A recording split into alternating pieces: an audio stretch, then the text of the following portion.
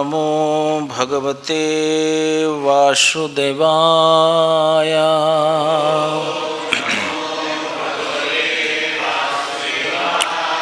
ओम नमो भगवते वासुदेवाय।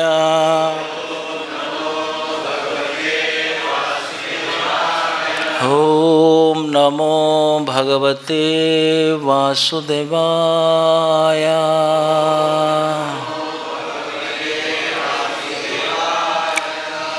ये पर्दा खोल दीजिए, थोड़ी थोड़ी लाइट आए।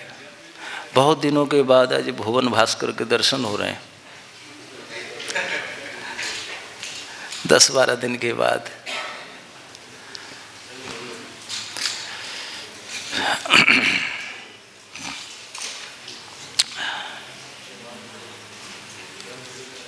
हरे कृष्णा। नमो विष्णुपादाय कृष्णपृष्ठाय भूतले श्रीमते भक्तिवेदांत स्वामिनेति नामिने। नमस्ते सारस्वते देवे गौरवाणी प्रचारिणे निर्विशेष शून्यवादी पाश्चात्य देशतारिणे।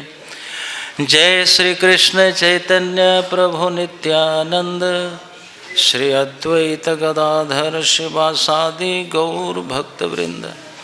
हरे कृष्ण कृष्ण हरे राम राम राम हरे हरे। हरे कृष्णा। आज सोमवार है और आज हम लोग एकत्रित हुए हैं श्री चैतन्य चरितामृत कथा श्रवण के लिए। और आज श्री जयदेव गोस्वामी का भी तिरुभाव दिवस है। तो आइए ये दोनों तथ्यों को लेकर के चलते हैं। श्री जयदेव गोस्वामी के तिरुभाव दिवस आपने जैसा सुना होगा, आज सवेरे अनाउंसमेंट हुआ है। आज दोपहर को परम पूज्य प्रबोधानंद महाराज जी जयदेव गोस्वामी पर बोलेंगे। सो मैं सोचता हूँ कि हम लोग कुछ नहीं बोलेंगे, केवल जयदेव गोस्वामी कृत के गीत गा करके चल देंगे। फिर हमारे जो मुख्य विषय है श्री चैतन्य चरितामृत, उसी पर चर्चा करेंगे। सो ये गीत गाने के लिए हारमोनियम का संगत हो सकता है। टुंडू प्रभु बजा सकते हो? शीत कमला कुछ मंडल है, कोई हारमोनियम वाला है जो बजा ले? कोई रसिक है या सब बेरसिक है? थोड़ा थोड़ा बजाते रहिए, देखिए कैसे होता है। वीरभद्र ने तो बजाओ। श्रीत कमला कुछ डिस्प्ले कर दिया। हाँ, श्री जयदेव गोस्वामी की जय। जगन्नाथ पुरी की मंगल आरती किसने दर्शन किया है? सबने। जब इसे मंगल गीत कहा जाता है।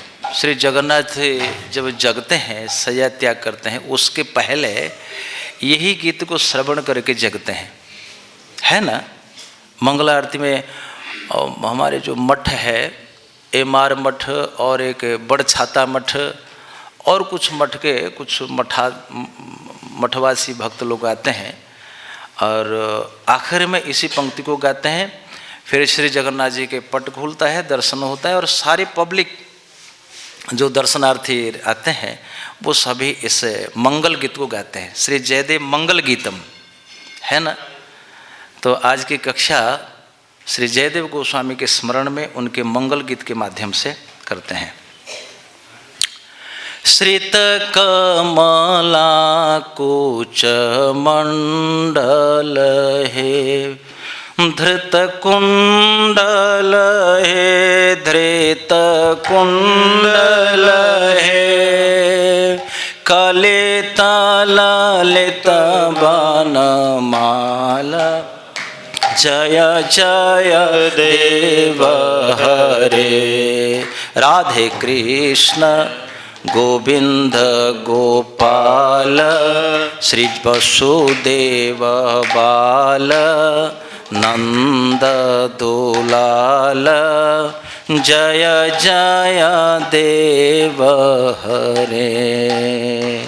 श्रित कमला कुच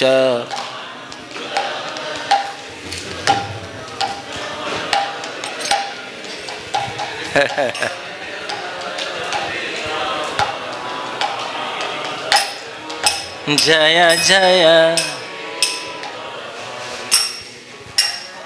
श्रित कमला कुच मंडल है। धृत कुंडल है, धृत कुंडल है। कलित ललित वनमाला जय जय देव हरे। श्रित कमला कुच मंडल है, धृत कुंडल है।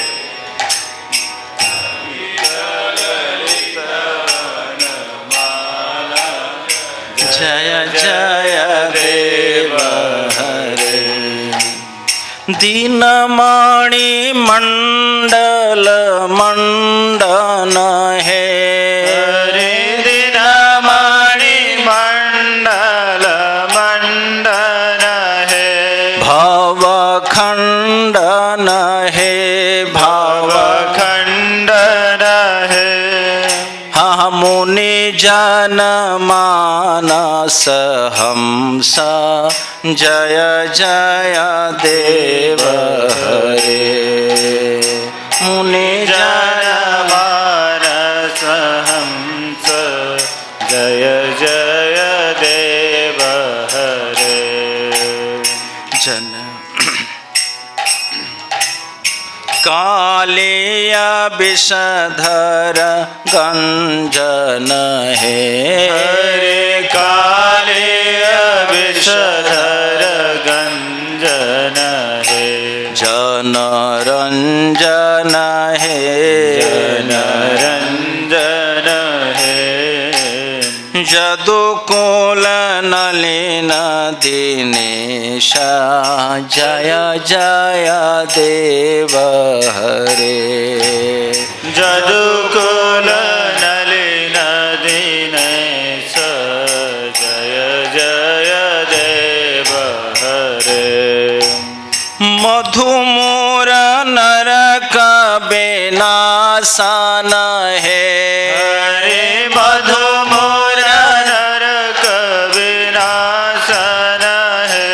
गरुड़ासन है, गरुड़ासन है। सुरकुल के लिए निदान जय जय देव हरे। सुरकुल के लिए निदान जय जय देव हरे। अमल कमल दल लोचन है। हरे अमल कमल दल लोचन है। भव मोचन है, भवमोचन है। त्रिभुवन भवन निधान जय जय देव हरे। हरे त्रिभुवन भुवन निदान जय जय देव हरे। जनक सुता कृत भूषण है। हरे जनक सुत कृत भूषण है। जित दूषण है, जित दूषण है। हाँ समर समित दस कंठ जय जय देव हरे। हरि समर समित दस कंठ जय जय देव हरे। अभिनव जलधर सुंदर है। हरे अभिनव जलधर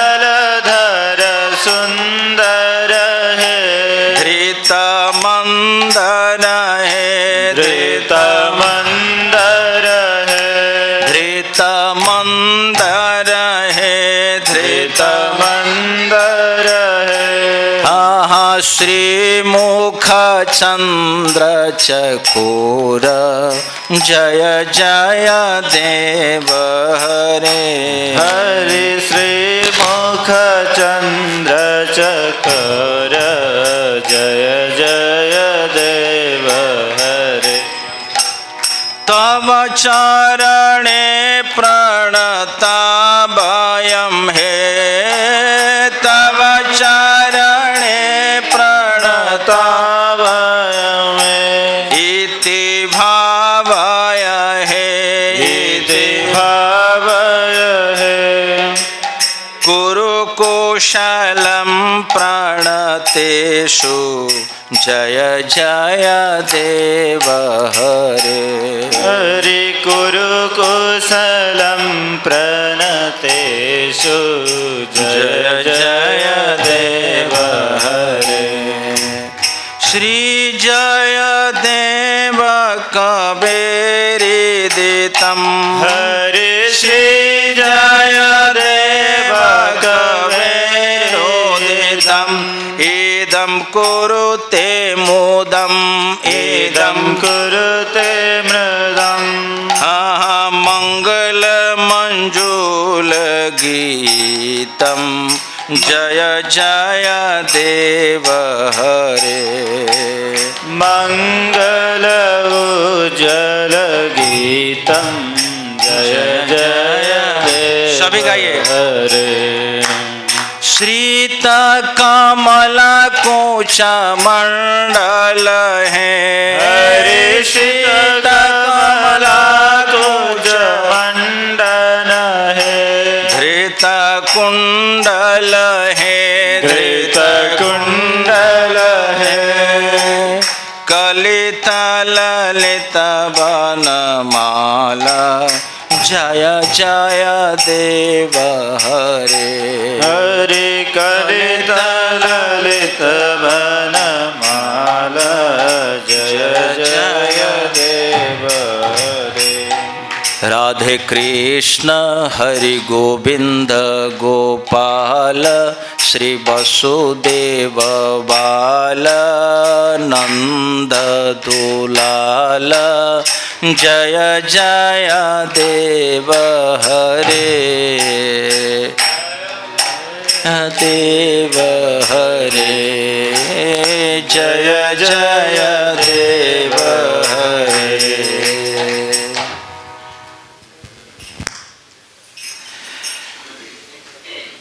श्री चैतन्य महाप्रभु की लीला के साथ इस पंक्ति और ये जो कवि है, इनका अति सामंजस्य है।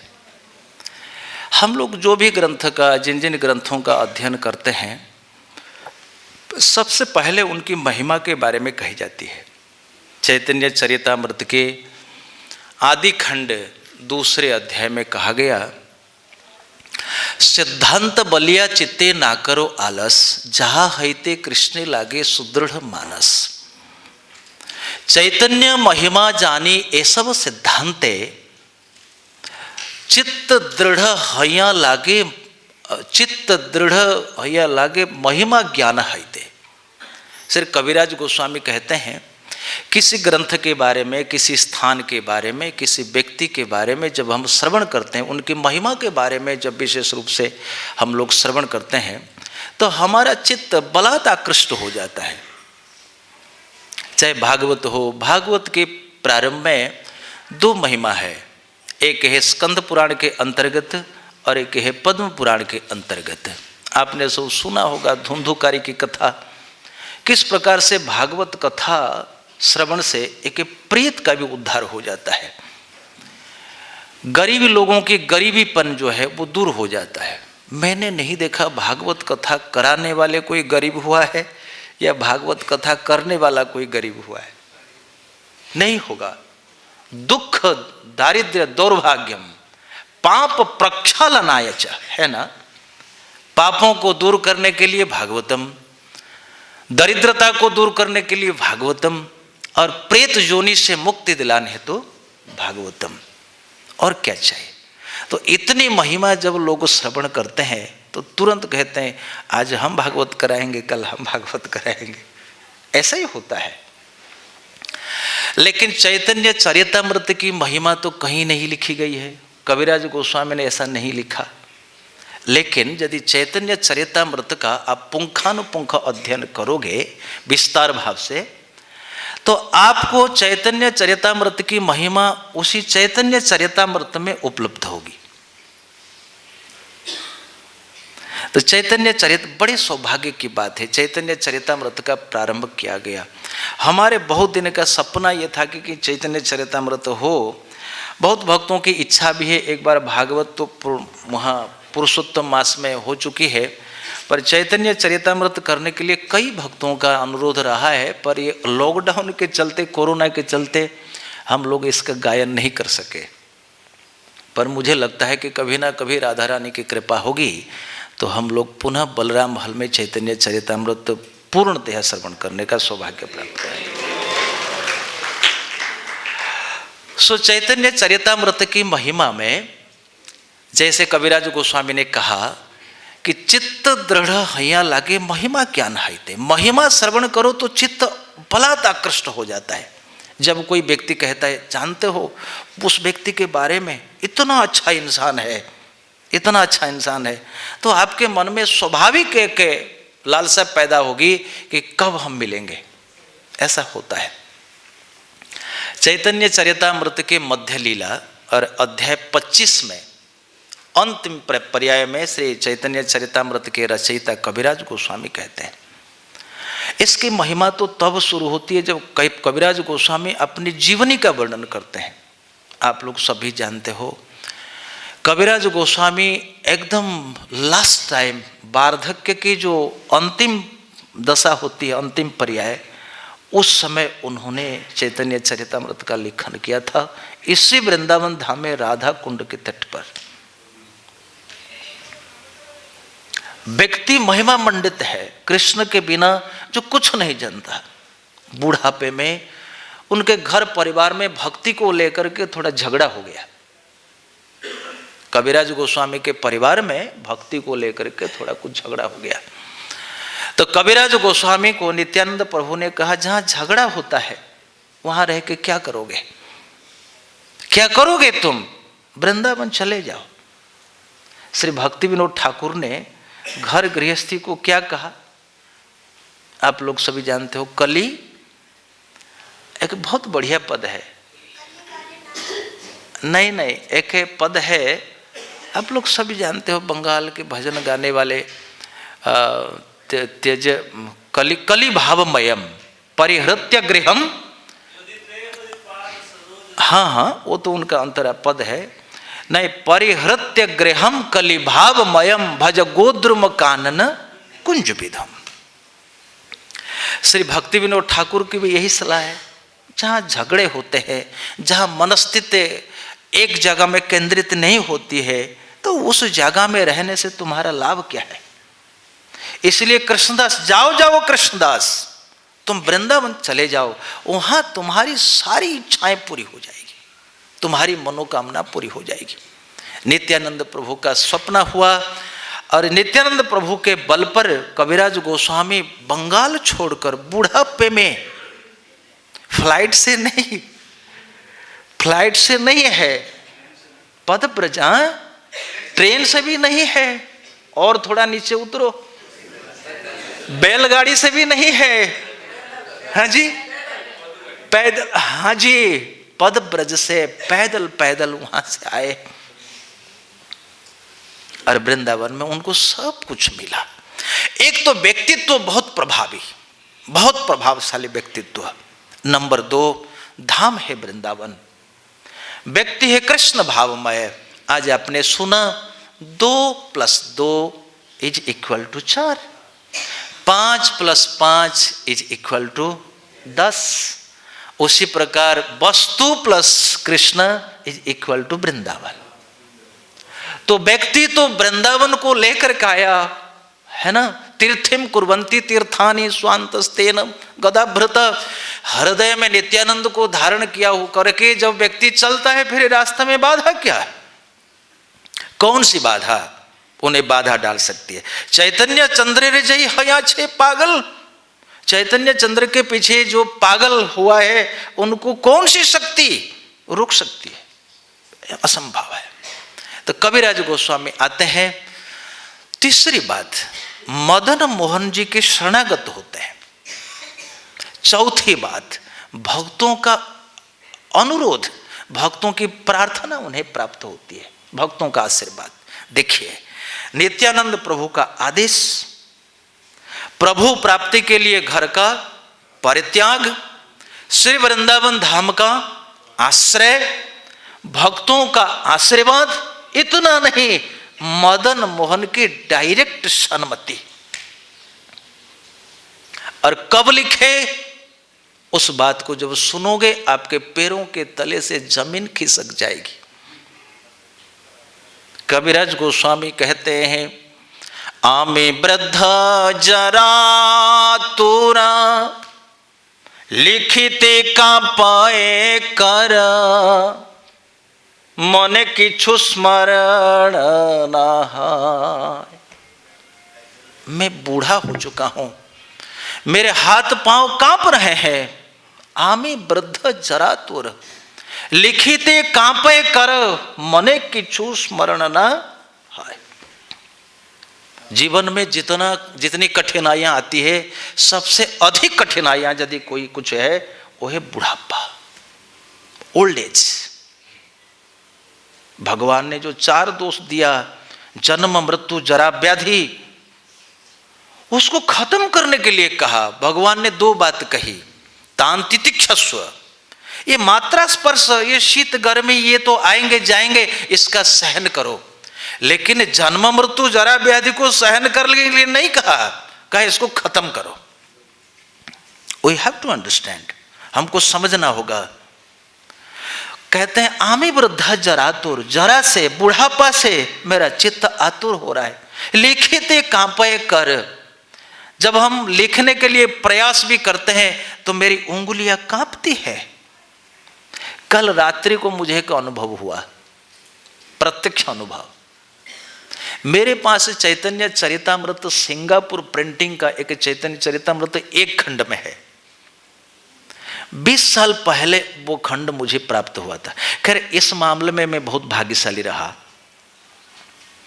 जब हम कॉलेज में पढ़ते थे, इंटरमीडिएट, तब चैतन्य चरितामृत मुझे अनायास प्राप्त हुआ था, अनायास। ये भी एक अजीब सी बात है।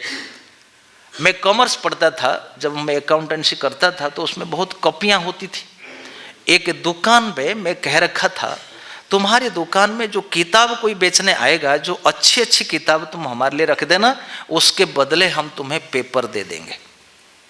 हमारे पास कॉपियां बहुत होती थी। तो सचमुच एक ब्राह्मण परिवार, उसने एक बोरी किताब बेच दिया। ये हकीकत हम कह रहे हैं, दिशाएं साक्षी है। तो उनमें से उन्होंने हमारी बात याद रखी थी। उन्होंने 3 किताब निकाली, एक गीता, एक आयुर्वेद का चरक संहिता और श्री चैतन्य चरितामृत। मुझे तो बंगला भाषा नहीं आती थी, मैं इंटरमीडिएट की बात कह रहा हूं। तो क्या करे, उन्होंने कहा, देखो ये किताब तो हमको कुछ समझ में नहीं आ रहा है, लेकिन मुझे लगता है कुछ बढ़िया किताब ही होंगे।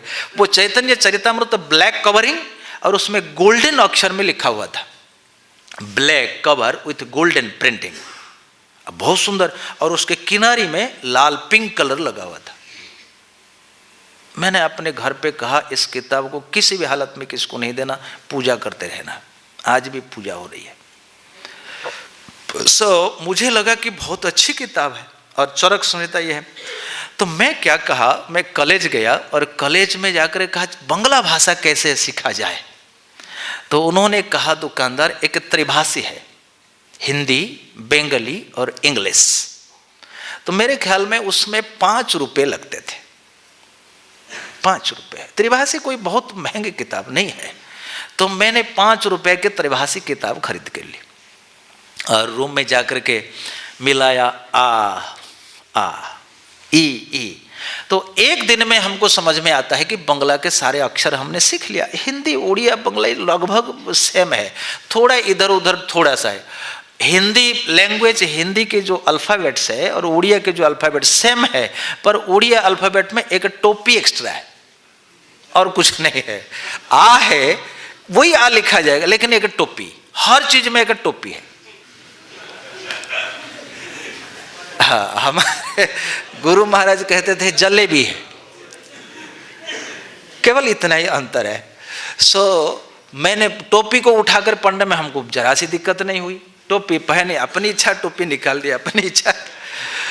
जब टोपी लगा देते हैं तो उड़िया, टोपी निकाल देते हैं तो हिंदी, कोई दिक्कत नहीं। तो बंगला भाषा हमने एक दिन में सीखी, तो दूसरे दिन हमने किताब पकड़ लिया, मिलाया, चा ऐ मात्रा चई ता न्या चैतन्य चरितामृत, तब पढ़ लिया। तो धीरे धीरे पढ़ा, लेकिन आपको पता है चैतन्य चरितामृत स्नातकोत्तर ये है। मुझे पूरे सब्जेक्ट में कुछ भी समझ में नहीं आता था, शिवानंद के कुत्ते की कहानी समझ में आता था पूरे चैतन्य चरितामृत में। और कुछ अब बहुत टिपिकल है, बहुत ही डीप फिलॉसफी है। एक गहरी बात हमको पता है, हम लोग तो घाट घाट के पानी पीने वाले। कृपालु महाराज इतने फेमस हुए केवल चैतन्य चरितामृत के वजह से, ये रहस्य किसी को पता नहीं है, किसी को पता नहीं है। और उनके जो अनुयायी है उनको गौरांग महाप्रभु करके कहते थे, इसी के चलते। हमने सुना है एक दो लेक्चर, लेकिन हम लोग जैसे उच्चारण करके बोल पाएंगे वो नहीं बोल पाते थे, वो खंड विखंड करके कहते थे। जो भी हो, तो चैतन्य चरितामृत पढ़ा। चरक संहिता तो उसको कोई आवश्यकता नहीं, गीता तो हम पढ़ते थे। तो हमको जब लगा चैतन्य चरितामृत तो हम बहुत प्रसन्न हुए, लेकिन उतनी कोई बात नहीं थी। पर जब इस्कॉन आए तो हमको पता चला कि चैतन्य चरितामृत की बड़ी कृपा हमें अनायास प्राप्त हुआ है। यहाँ आकर के उनकी महिमा के बारे में हमें पता चला। तो कविराज गोस्वामी जो बुढ़ापे में आए, वो कहते हैं कि लिखिते कांपे कर मने किछु स्मरण है, ना देखिए नयने ना श्रवणे, ना सुनिए श्रवणे, तबु लिखी ये बड़ो विस्मय। मुझे ना नेत्रों को कुछ दिख रहा है। हाँ, एक संबंध हम कह रहे थे, तो मुझे चैतन्य चरितामृत यहाँ मिला, सिंगापुर प्रिंटिंग। किसके पास नहीं होगा ना, सिंगल पीस। मैं आज लेके आने वाला था दिखाने के लिए एग्जीबिशन, लेकिन हम नहीं ला पाए। बहुत बारीक अक्षर, इतना बारीक है आप कल्पना नहीं कर सकते। उस समय डॉक्टर हमसे कहता था आप इसको मत पढ़िए, आंखें खराब हो जाएगी, पढ़ना तो लेंस लगा कर पढ़िए। लेकिन हमने 10 साल तक उस ग्रंथ का अध्ययन किया सिंगल पेज में। कभी हम ला कर दिखा देंगे आगे की जो क्लास पास होगी। तो वो किताब जब कल हम निकाल करके पढ़ रहे थे, इस नेत्र को वो अक्षर दिखाई नहीं पड़ रहे थे। हमको बहुत गुस्सा आ रहा था। लेकिन चैतन्य चरितामृत के जो रचयिता कृष्णदास कविराज गोस्वामी, तो उनके अंतस्थल पर प्रवेश करने का हम प्रयास कर रहे थे कि वाकई नहीं दिखता है। ना देखिए नयने, ना सुनिए श्रवणे। कान को खूब कम सुनाई देता है, नेत्रों को खूब कम दिखाई देता है, हाथों में शक्ति कम हो जाती है, चलने की ताकत खत्म हो जाती है, उठने बैठने में परेशानियां होती है। इसलिए तो उसका नाम है जरा। जरा माने शक्तियां जरा जरा सी रह जाए, इसलिए उसको कहते हैं जरा। जरा सी चीजें हैं। जरा जरा सी बात पर क्रोध हो जाए, है ना, तो कहा जाता है बूढ़ा और बालक दोनों एक जैसे ही होते हैं, थोड़ी थोड़ी शक्ति रह जाए। तो कविराज गोस्वामी कहते हैं मैं नहीं जानता, तब वो लिखे। उनसे पूछा गया फिर कैसे लिखते हो, आपको स्मरण नहीं होता, आपको दिखता नहीं है, आपको सुनता नहीं, फिर आप लिखते कैसे हो? कविराज गोस्वामी ने कहा यही तो विस्मय है, मैं नहीं जानता हाउ आई एम राइटिंग। कैसे लिखते हैं? बोले साक्षात मदन मोहन मुझसे लिखवाते हैं। तो चैतन्य चरितामृत के लेखक भले ही कविराज गोस्वामी हो, लेकिन लिखने वाले कौन है? मदन मोहन है। इस ग्रंथ की ये महिमा है। जैसे भागवत समाधि न अनुस्मर तद विचेष्टितम, वेद व्यास जी समाधि में इसको लिखे, ये भी चैतन्य चरितामृत समाधि भाषा ही है। श्री मदन मोहन जी चैतन्य चरितामृत लिख रहे, कह रहे, तब वो लिखी, ये बड़ा विस्मय। जो व्यक्ति चैतन्य चरितामृत नहीं पढ़ता तो क्या गति होती है? कविराज गोस्वामी कहते, श्रूयताम श्रूयताम नित्यम गीयताम गीयताम मुदा चिंत्यताम चिंत्यताम नित्यम चैतन्य चरितामृतम। कविराज गोस्वामी की सलाह है, श्रूयताम श्रूयताम नित्यम, जब समय मिले तो चैतन्य चरितामृत का श्रवण करो, जब वक्त मिले चैतन्य चरितामृत का गायन करो, और जब और समय मिले, एकांत मिले तो चिंतिताम, चैतन्य चरितामृत के बारे में चिंतन करो। केवल कविराज गोस्वामी के बारे में चिंतन करने से चित्त इतना उत्फुल्ल होता है। हे मदन मोहन, आप कितने कृपालु हो, आप कृपा के सागर हो, आप करुणा के वरुणालय हो, आप भक्त वांछा कल्प तरु हो, आप भक्त भावग्राही हो। आपकी कृपा से ये चैतन्य रहस्य को हम समझने में थोड़ी सामर्थ्य प्राप्त कर पाते हैं। तो कविराज गोस्वामी कहते हैं, चैतन्य लीला अमृतपुर, कृष्ण लीला सुकरपुर, दोहे मिले है सुमाधुर्य, साधु गुरु प्रसादे ताहा जय आस्वादे, सही जाने माधुर्य प्राचुर्य, सखी है सही जाने माधुर्य प्राचुर्य। तो चैतन्य लीला क्या है? चैतन्य लीला अमृतपुर। ओडिशा बंगाल के लोगों को पूर्व समझाने में कठिनाई नहीं होगी, पर यहाँ के लोगों को पूर्व समझने में समझाने में थोड़ी कठिनाई होगी। पूर्व समझ में आ रहा है? नहीं आ रहा है। बाकी ओडिशा के लोगों को समझ में आ रहा है? हाँ, चैतन्य लीला अमृतपुर। यहाँ कविराज गोस्वामी कहते हैं, कोई पीठा, कोई अच्छा, सबसे बेस्ट एग्जाम्पल हम देते हैं जो समझ में सबको आ जाए। समोसा खाए हो? समोसा का जो ऊपर वाला छिलका, उसके भीतर जो माल है ना, उसको पूर कहते हैं।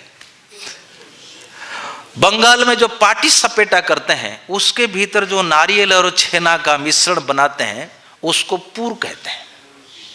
उड़ीसा बंगाल में एक मोटा मोटा सूजी से हो, चावल से हो, एक पतला प्लेट छिलका बनाते हैं, उसके भीतर मसाला डालते हैं, उसको पूर कहते हैं। तो जैसे हमारे शरीर छिलके के भीतर पूर है हृदय, उस पूर में कौन निवास करता है? कृष्ण। इसलिए कृष्ण को पूर्वासी कहते हैं, और ये जगत को, शरीर को पूरी कहते हैं। श्री कृष्ण का नाम है श्री पुरुषोत्तम। सो समोसा में जैसे पूर होता है, ऐसे कविराज गोस्वामी कहते हैं चैतन्य लीला अमृतपुर, कृष्ण लीला सुकरपुर। बोले चैतन्य लीला को अमृत समझो। जैसे प्रभुपाद जी ने अनुवाद किया है कि जीवनी शक्ति का अमर चरित्र। यहाँ चरित्र जो शब्द है ना, अच्छा, मैंने कल इंग्लिश में देखा, इंग्लिश और हिंदी अनुवाद में बहुत अंतर है। प्रभुपाद जी ने लिखा है इट मे बी ट्रांसलेटेड। आप देखोगे जीवन शक्ति का अमर चरित्र उतना परफेक्ट नहीं है। प्रभुपाद जी बड़े बुद्धिमान, उन्होंने लिख दिया it may be translated as जीवनी शक्ति, जीवनी शक्ति का the eternal character of the living force. इसी को अंग्रेजी में जो हिंदी में अनुवाद कर दिया, जीवनी शक्ति का अमर चरित्र उतना अच्छा नहीं, क्योंकि चरित्र एक देशीय है, चरित्र पूरा जीवनावली है। जैसे चैतन्य चरितामृत, जैसे रामचरित मानस, सीता चरित, वाल्मीकि रामायण में आदि कवि वाल्मीकि ने लिखा है। ये रामायण क्या है? रामायण रामचरित नहीं है, ना ना ना। राम का नाम तो राम ही है, सीता का नाम क्या है? रामा। सीता का नाम है रामा। ध्यान देना, सीता का नाम है रामा, तो रामा अयन रामायण, राम अयन रामायण। लेकिन वाल्मीकि ने दूसरे भाव को लिया, बोले ये जो रामायण हम लिख रहे हैं ये रामचरित नहीं है, ये सीता चरित है। इसलिए वाल्मीकि रामायण में सीता चरित्र का जितना फोकस है, पर तुलसीदास गोस्वामी ने जो लिखा रामचरित और कविराज गोस्वामी ने लिखा चैतन्य चरित। तो चरित्र किसको कहते हैं? जैसे मान लीजिए आप एक बहुत अच्छे आदमी है, लेकिन आप में चोरी करने की आदत है, तो आपको कहा जाएगा इनका चरित्र खराब है, कैरेक्टर खराब है, लेकिन आपकी सारी चीज तो खराब नहीं है। तो चरित्र शब्द का अर्थ होता है जन्म से लेकर के मृत्यु तक, प्रकट से लेकर के अप्रकट तक जो भी लीलाएं हैं, जो भी चीजें हैं, उनको चरित कहते हैं, ध्यान देना चाहिए। तो चैतन्य चरितामृत, रामचरित मानस, कृष्ण चरित, चरित्र नहीं है। सो मित्रों, कविराज गोस्वामी कहते हैं कि चैतन्य लीला अमृतपुर, कृष्ण लीला सुकरपुर, दोहे मिली है सुमाधुर्य। कृष्ण को समझना चाहते हो तो चैतन्य चरितामृत के बिना कृष्ण समझ में नहीं आएंगे, और चैतन्य को समझना चाहते हो तो कृष्ण के बिना चैतन्य भी समझ में नहीं आएंगे। महिमा ज्ञान है, कविराज गोस्वामी ने पहले कह दिया, दोहे मिली है सुमाधुर्य। व्यक्ति इसका आस्वादन कैसे करेगा? साधु गुरु प्रसादे ताहा जय आस्वादे। बोले इसका आस्वादन करने के लिए दो चीज चाहिए, साधु कृपा चाहिए, गुरु कृपा चाहिए। गुरु कृपा, साधु कृपा के बिना चैतन्य महाप्रभु की लीला समझ में नहीं आएगी। से जाने माधुर्य प्रचुर, फिर उनके चित्त में तो मधुरता का भाव ही उत्पन्न होने लगेगा। एक बात ये। ठीक उसके दूसरे लाइन में कहते हैं, आप लोग देख लेना जाकर के, चैतन्य चरितामृत मध्य लीला चैप्टर 25 उसके अंतिम पर्याय में अभी देख सकते हो।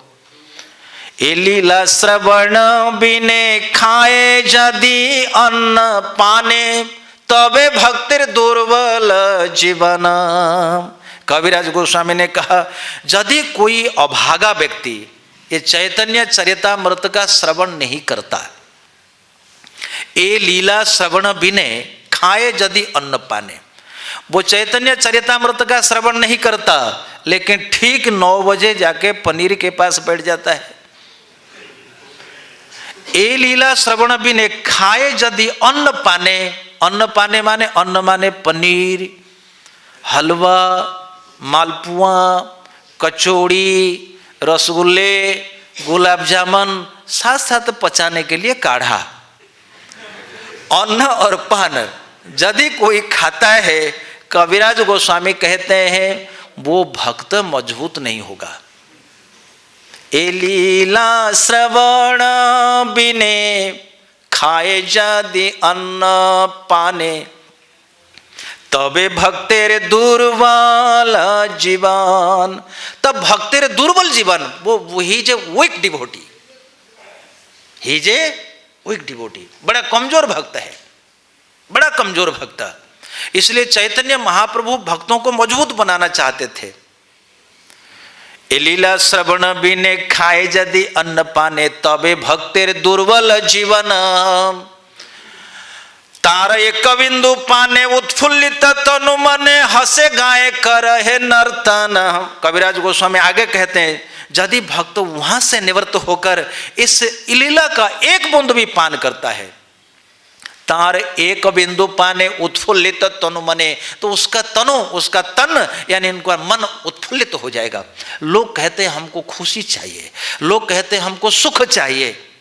अरे मेरे भाई, जैसे किराना दुकान में दवाइयां नहीं मिलती, यमुना के जल में अग्नि नहीं मिलेगी, उसी प्रकार संसार दावानल के भीतर तुमको ये अमृत मिलने वाला नहीं है। तार एक बिंदु पाने खाए यदि उत्फुल्लित तनु मने, हासे गाय करे नर्तन। फिर एक बार जब व्यक्ति चैतन्य चरितामृत का पान करने लगता है, उसका मन, उसका तन और उसके आत्मा प्रफुल्लित होने लगते हैं। प्रफुल्लित का निशान क्या है, लक्षण क्या है? हासे, वो भक्त हंसता है। अब देखो हमारे सारे भक्त तो हमेशा हंसते हैं, कोई रोता है क्या? जैसे मंदिर छोड़ करके बाहर जाएंगे रोना शुरू होता है। आप यहां से कथा सुन के जैसे घर पे जाओगे आपका रोना जरूर शुरू होगा। उत्फुल्लित तनु मन हंसे गाए और गाता है। ये चैतन्य चरितामृत गाने के लिए लिखा हुआ है, भागवत गायन के लिए लिखा हुआ है। सुख गाथा अतुल सुदाम।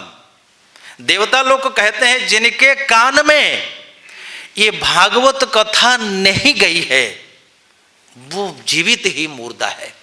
जीवन छबो निगदिता सत पाप कर्मा ये न श्रुतम सुख कथा वचनम न किंचित धिक्तम नरम पशु समम भुवि भार रूपम एवं वदन्ति दिवि देव समाज मुख्या।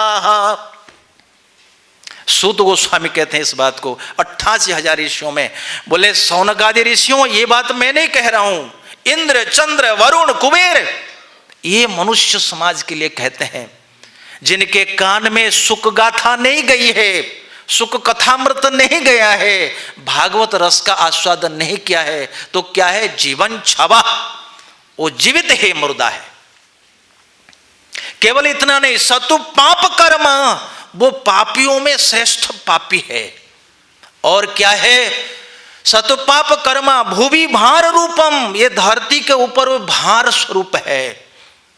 और चाणक्य पंडित कहते हैं उसने अपने मां के कोख को बर्बाद कर दिया है। अपने जीवन को तो बर्बाद किया, अपनी मां को बर्बाद किया, अपने देश दुनिया को बर्बाद किया, और धोबी भार रूपम। इसलिए कविराज गोस्वामी कहते हैं तभी दुर्बल जीवन, दुर्बल जीवन।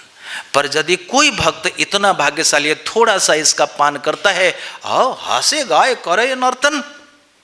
इसलिए चैतन्य महाप्रभु आज जो जयदेव गोस्वामी के बारे में आप लोग श्रवण करने जा रहे हैं, सुना थोड़ा सा, अब सुनेंगे। महाप्रभु रात दिन इन्हीं में ही लगे रहते थे। मुझे चैतन्य चरितामृत में 2 जगह में मिला, बाकी जो चैतन्य चरितामृत अध्ययन करते हैं आप देख सकते हैं। एक जगह में मिला चंडीदास विद्यापति रायर नाटक गीते कर्णामृत श्री गीत गोविंद स्वरूप रामानंद सने, स्वरूप रामानंद सने आस्वादय रात्र दिने। महाप्रभु दिन रात आस्वादन करते थे, रात रात दिन। हास्य गाए होए आनंद। महाप्रभु ये 5 चीज़ों का आस्वादन करते थे। चंडीदास की कविता, विद्यापति की कविता, कर्णामृत और गीत गोविंद भागवत। दिन रात स्वरूप रामानंद सने आस्वादय रात्र दिने, दिन रात। और एक बात गोपेंद्र प्रभु आप देखना, कविराज गोस्वामी की वाणी इतनी सटीक है, गीत गोविंद से पहले वो श्री लगाते हैं।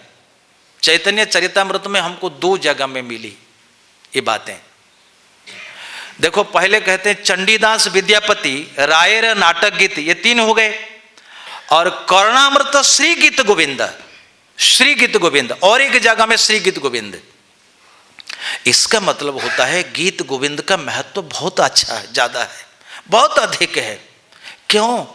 जगन्नाथ जी के वस्त्र में जब तक गीत गोविंद की प्रिंटिंग नहीं होती, जगन्नाथ उस वस्त्र को ग्रहण नहीं करते। ये पता ना, भगवान जगन्नाथ के वस्त्र में जब तक गीत गोविंद की प्रिंटिंग नहीं होती वो वस्त्र नहीं पहनते। पर हमारे कृष्ण ज्यादा थोड़े उदार है, जितने मुसलमान गोमांस खा करके बनाते हैं उसी को पहनते हैं। ये बात पता है कि नहीं? 2 बात पता रखो। श्री कृष्ण हमारे जो वस्त्र पहनते हैं ये बिल्कुल गोमांस भक्षी मुसलमान बनाते हैं, पर हमारे जगन्नाथ जो पहनते हैं बिल्कुल उनके लिए पक्के जुल्हा तय है, दूसरा कोई नहीं बनाएगा। सभी लोग जगन्नाथ जी के वस्त्र नहीं बना सकते, उनके लंबाई चौड़ाई बिल्कुल नापचुप का है, और बिना गीत गोविंद ठाकुर जी धारण नहीं करेंगे। मुझे लगता है काश कविराज गोस्वामी अब मदन मोहन साक्षात जो कह रहे हैं उनमें कहाँ भूल आ सकती है। इसलिए कहते हैं चंडीदास विद्यापति राय रे नाटक गीते कर्णामृत श्री गीत गोविंद स्वरूप रामानंद सने रात्र महाप्रभु रात्र दिने आस्वादय करे आनंद सखी है। आहा, आज वो जयदेव कितने भाग्यशाली है। और महाप्रभु जगन्नाथ जी के जब टेस्टिंग किया गया गीत गोविंद को, तो महाप्रभु भगवान जगन्नाथ के हाथ के ऊपर गीत गोविंद रखा हुआ था। जयदेव गोस्वामी की ऐसी महिमा है। ये पचड़े में हम नहीं पढ़ते कि उड़ीसा के थे या बंगाल के थे, कहीं के भी थे, पर अधिक समय तो बिताया जगन्नाथपुरी में है, तो वो हमारे हैं। That is the fact. Yes, अरे कहीं भी जन्म लिए तो क्या होगा? भगवान श्री कृष्ण वसुदेव के है या नंद के है? बोलो, नंद के ही है, नंद के ही है। इसलिए जहां अधिक समय बिताया, किंतु वेल्लो गांव है, जगन्नाथ जी का दर्शन करना, वो करना। इसलिए मित्रों, ये सब भावपरक ग्रंथ है चैतन्य चरितामृत। हम लोग को दिन रात आस्वादन करना चाहिए। दिन रात महाप्रभु इसी में ही लगे रहते थे, रात दिन उनको पता नहीं चलता था, रात दिन। तो वही चैतन्य चरितामृत आज श्रवण करने के लिए हम लोग बैठे हैं। हमने तो महिमा बताई कि कविराज गोस्वामी इतने महत्वपूर्ण व्यक्ति थे, और उन्हीं की ये लेखनी, उन्हीं की ये लेख है। तो आप लोगों ने सुना था, गोपेंद्र प्रभु यहाँ तक ले गए थे कि व्यक्ति को कपट नहीं करना चाहिए, कि चाहे गृहस्थ हो, गृहस्थ होने के साथ साथ उनको स्त्री सानिध्य प्राप्त करने के लिए अधिकार है, वो कर सकता है। सन्यासी, ब्रह्मचारी और ये नहीं कर सकते हैं। तो किसी भी आश्रम में कोई व्यक्ति रहता है, वो निष्कपट होकर के कहे। आप जानते हो, धुंधुकारी का उद्धार हुआ, आत्मदेव का उद्धार हुआ, गोकर्ण का उद्धार हुआ, लेकिन धुंधुली का नहीं हुआ। क्यों? वो कपटिनी थी। भगवान ने कहा मोह कपट छल छिद्र ना भावा। करदम ने कहा प्रभु मैं शादी करना चाहता हूं। ठाकुर जी रो पड़े, बोले तुम विवाह करना चाहते हो, कन्या मैं व्यवस्था करूंगा। शिवानंद सेन का पुत्र होता था, पुत्र होने वाला था। भगवान ने कहा कि इनका नामकरण पुरीदास कर देना। गृहस्थों के लिए निंदा नहीं है, स्त्री की निंदा नहीं है, किसी की निंदा नहीं है, बट जिस आश्रम में जो है उस आश्रम की नियमावली को फॉलो करने के लिए बस आग्रह है, कपट नहीं। सन्यास में रहा और गृहस्थों का सा आचरण किया, कपट हो गया। भगवान नहीं ग्रहण करेंगे, नहीं करेंगे। इसलिए जो हम लोगों ने पिछले क्लास में सुना था, इन तक सुना था, आगे की जो भूमिका है, हमको आज कहा गया था कि पूरे ये भूमिका खत्म करने के लिए परिचय ऐसा संभव नहीं है। मैंने देखा जो प्रत्येक श्लोक का अर्थ, आगे जो श्लोक हमारा आएगा मंगलाचरण में, उसमें 17 श्लोक है। चैतन्य चरितामृत में मंगलाचरण जो है 17 श्लोकों में है। प्रथम 6 श्लोक चैतन्य महाप्रभु पर है। ध्यान रखो, 6 श्लोक भगवान चैतन्य महाप्रभु पर है, और 5 श्लोकों में बलराम जी नित्यानंद पर हैं, 6, 5, 11, और 2 श्लोकों में अद्वैताचार्य पर मंगलाचरण किया है। तो कितने हो गए? 11, 2, 13। एक श्लोक में पंच तत्व का नमस्कार है, पंच तत्व के लिए लिखा है। कितने हुआ? 14 श्लोक, और 3 श्लोक श्री मदन मोहन, श्री गोविंद देव और गोपीनाथ जी के लिए कविराज गोस्वामी ने समर्पण किया है। तो कुल मिलाकर के 17 श्लोक है। पर जब चैतन्य चरितामृत की व्याख्या होगी आगे, आप देखोगे ये किसी भी श्लोक में प्रभुपाद जी ने तात्पर्य नहीं लिखा है। तो कल जब मैं अध्ययन कर रहा था, हमारे मन में एक बुद्धि सूझी कि जब ही व्यक्ति पढ़ेगा, सपोज पहला श्लोक पढ़ेगा, वंदे गुरुन ईश भक्तान ईशान ईशावतारकान तत्प्रकाशांश तत्शक्ति कृष्ण चैतन्य संज्ञकम, उसका अनुवाद दिया गया। वहां का तात्पर्य नहीं है, पर भक्त क्या करेगा, अनुवाद नहीं है तो इसको स्किप करके चला जाएगा। नहीं, ये श्लोक बहुत महत्वपूर्ण है। तो हमने ये विचार किया, जो श्लोकों का तात्पर्य है, जो भक्त आगे आगे क्लास देंगे, इसी भूमिका में, इसी परिचय में प्रत्येक श्लोक का तात्पर्य प्रभुपाद जी ने लिखा है ना गोपेंद्र प्रभु? तो एक आइडियोलॉजी हमने लगाया इस धर्मात्मा प्रभु को भी कह देना चाहिए, ताकि जो श्लोक व्यक्ति लेगा तो वो तात्पर्य पीछे के रिलेटिव तात्पर्य को देख लेगा। इससे क्या होगा, उनको सहूलियत होगी। अनुवाद तो वहाँ लिखा हुआ है, तात्पर्य यहाँ से ले लेगा, इसलिए वो तात्पर्य तक हम जाना नहीं चाहते। मैंने स्किप कर दिया कि भाई आज के क्लास में बहुत ज़्यादा हो जाएगा, नहीं ले सकते। सो ये जो 17 श्लोक है, आप ध्यान रखना, चैतन्य महाप्रभु के लिए 6, नित्यानंद प्रभु के लिए 5, 2 श्लोक हो गए अद्वैताचार्य के लिए, और 1 श्लोक पंचतत्व के लिए, 3 श्लोक हमारे इष्ट देव श्री मदन मोहन, गोविंद देव और गोपीनाथ के लिए। प्रभुपाद जी ने विस्तार भाव से तात्पर्य लिया, आगे के जो क्लास देंगे यहीं से ले लेना चाहिए। हम लोग तात्पर्य के थोड़ा बहुत कुछ पढ़ लेंगे। श्री चैतन्य चरितामृत हमें बतलाता है कि चैतन्य महाप्रभु ने लोगों को किस तरह माया के बंधन तोड़कर अमर बनने की शिक्षा दी है। अतएव जैसा कि पहले कहा गया है, इस शीर्षक का सही अनुवाद होगा, देखो इंग्लिश और हिंदी में कितना अंतर हो गया। प्रभुपाद जी ने अंग्रेजी में लिखा इट मे बी ट्रांसलेटेड, लेकिन यहाँ पर अनुवादक के लिए लिख दिया इस शीर्षक का सही अनुवाद होगा। मैं की जगह में सही कर दिया, ये बिल्कुल गलत कर दिया। तो जीवनी शक्ति का अमर चरित्र, तो चरित्र की जगह में चरित्र है, ठीक है, इसलिए मैं शब्द प्रभुपाद जी ने लगा दिया, सबसे बेस्ट है। हाँ, ना सांप को मारा ना छोड़ा, तो चरित्र ही होगा, अच्छा ही रहेगा। परम जीवन शक्ति तो पूर्ण पुरुषोत्तम परमेश्वर हैं, वे परम पूर्ण व्यक्ति भी हैं, जीव असंख्य है, सभी व्यक्ति है। इसे समझना अत्यंत सरल है। हम सभी अपने विचारों तथा इच्छाओं में स्वतंत्र व्यक्ति है और परमेश्वर भी एक व्यक्ति है, किंतु वे इस बात में भिन्न हैं कि वे सर्व प्रमुख व्यक्ति है, जिससे कोई पार नहीं पा सकता। क्षुद्र जीवों में एक जीव दूसरे से किसी न किसी मामले में बढ़कर हो सकता है। भगवान भी इन सभी जीवों के समान एक व्यक्ति है, किंतु वे इस मामले में परम व्यक्ति है।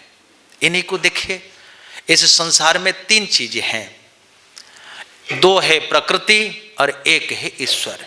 भगवान ने कहा एक मेरी पराशक्ति है, एक मेरी अपराशक्ति है। और पराशक्ति में जीव शक्ति आ जाती है, तटस्था शक्ति है।